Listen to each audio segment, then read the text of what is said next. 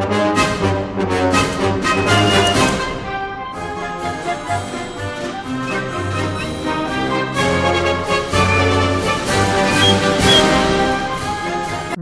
one and all to the first ever episode of This Week in the Force. My name is Cody Curtis, and since this is a brand new show, let me give you a bit of a rundown of how this will work.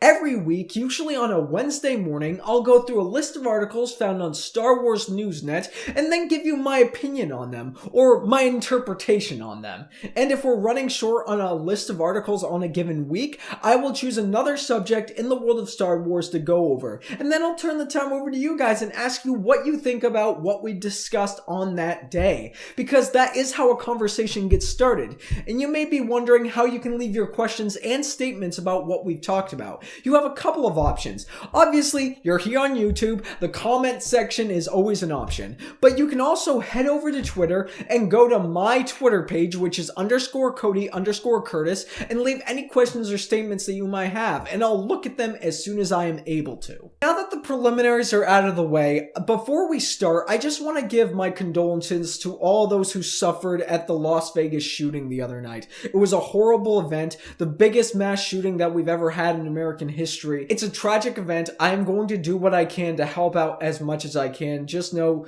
take care of yourselves, take care of your families. We're all looking out for you guys, and we love you. All right, now it's time to begin, and with no more hesitation and the Force behind us, let's get this thing started. And the first few articles that we have everything to do with a little film known as The Last Jedi. Starting out, we just found out that the runtime of The Last Jedi is going to be close to 2.5 hours. At least that's what they're approximating, which would make it the longest Star Wars film that we've ever gotten. In all honesty, I think that might be just about perfect. When it comes to storytellers like J.J. Abrams or Rian Johnson or whoever, I think the most important thing is to tell a compelling and tell a really great story. And if it requires an hour and a half, go for it. If it requires 2.5 hours, go with that. But either way, I think it's a good thing. And our next article is with General Hux himself, Domhnall Gleeson. He was interviewed by Collider's own Steve Weintraub, and if you don't know about Collider.com, what are you doing? It is the prime site to get all things movie related, so if you haven't checked them out, go check them out right now. Now back to the interview with Domhnall Gleeson. I found it very, very interesting because first the interview started out with talking about The Last Jedi, and Domhnall Gleeson, we all know he has seen a finished product. He knows what is involved in the entirety of that film, but he said that he can't wait for the experience to be able to go and sit down in a theater with a live audience and watch the reactions and see how the film overall comes out. And then the interview turned toward what he thought about J.J. Abrams taking over Episode 9. And if you guys aren't aware with the whole director drama that has happened over at Lucasfilm, originally director Colin Trevorrow was brought in to direct Episode 9, but then after his film Book of Henry kind of flopped, some disputes were made here and there, and so Lucasfilm and Colin Trevorrow parted ways. And then they brought J.J. Abrams in to take care of Episode 9. Now this is a bit of a concern for a lot of people because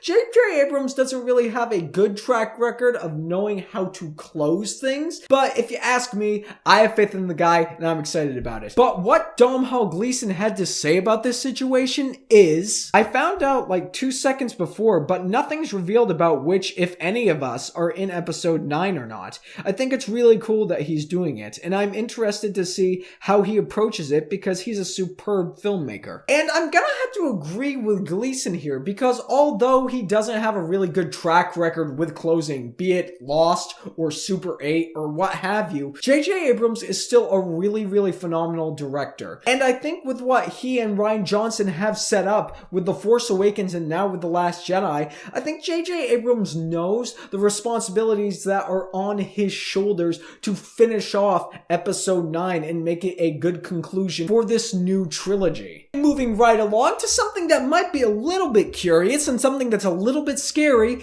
is the more details about the evacuation of Dakar. Now, if you don't know where Dakar is, in The Force Awakens, it is the home of the new rebel base that General Leia has set up. And we get the introduction to a new character called Tali Lintra. She's the leader of the new A Squadron that works under Poe Dameron. I don't really want to get into any of the details in case there are those who don't want spoilers for The Last Jedi, but I will leave a link to the description to this article and every other one that we talk about here today. But of all the articles that have to deal with The Last Jedi that we've talked about so far, guys, I want to know what your opinion is. Do you think it's a good idea that J.J. Abrams comes back, or are you one of those people that's like, he's not really good when it comes to closing stuff? I think they should have just stuck with Rian Johnson. And what do you think of the 2.5-hour runtime that this film is going to have? Whatever you may think, I'm curious to hear your thoughts. Now, the next articles we can just go through pretty quickly. Number 1, Ron Howard is up to his old tricks again and posting new photos from the set of Han Solo. Honestly, I find it really interesting because with all the new photos that Ron Howard posts, we still don't really know much about the film. But either way, Ron Howard tweeted a picture with Thandie Newton, and it said, "At Thandie Newton returned to #the Galaxy to light up some key new #untitled Han Solo scenes,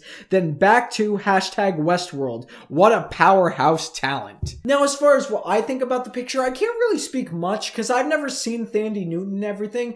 What I will say is I think it's very cool that Ron Howard is still keeping everybody in the know with what's going on with Han Solo. I just wish he would kind of back down on the pictures, but I do have faith in the guy. Ron Howard is a phenomenal Academy level director. And a couple other things away from the films and into the world of television. We got 3 new episodes in the Forces of Destiny. 1 to deal with Rey, 1 to deal with Ahsoka and Yoda, and 1 to deal with Sabine Wren. If you got some time in your day, I highly recommend checking them out because they're fun, they're entertaining, they're lighthearted, they're just really great to watch. And now we got descriptions of the first 6 episodes of Star Wars Rebels. Now, as far as where the show Rebels is going, I could not be happier. And from the description we're getting from these episodes, the show this season is not only going to be the darkest, but it's going to start off with a war with the Mandalorians, with Sabine Wren's people, and then move swiftly into moving towards the direction of Rogue One. We've been waiting for this season for quite some time now. It's finally here. Get pumped, get ready, it's almost here. October 16th, here we come! And lastly, we got a scene revealed to us from the new Star Wars Battlefront 2 game. I don't know about you guys, but the first Battlefront game, I was very sour on. I didn't like the model that they used, relying solely on the extra stuff that you could get for the game, on what you had to pay out of pocket. Getting it to an $110 purchase, it's ridiculous. I did not like that model. But what they're doing with Star Wars Battlefront 2, it seems like they've changed the model around to fit what the customers want. We're willing to pay the $60, but we want a complete game with it. And Star Wars Battlefront 2 is looking better and better every single article that we get about it. It just gives you a perspective of the new character we're getting, Iden Versio, and where her story is going to go. And that should about wrap us up. And guys, I just gotta give a big thank you to you. Because without your full support, without the amount of confidence that you have instilled in me, I would not be doing this. I wouldn't be making this show for you. So in all honesty, the reason why this show exists is because of you, and I am so grateful for that. I can't wait to see where this show goes, and I want to know what you guys think I could do to improve it. So like I said before, if you've got any questions or statements that you want to make, either head down to the comments section or head over to Twitter and leave those questions or statements, and I'll get back to you as soon as I can. And if you're new here, don't be afraid to subscribe and tap the bell notification so you'll know whenever new content, or more specifically, new episodes of this show will be on the channel. And thank you so much. And finally, I hope you have a great day. May the Force be with you, and I'll see you all next week.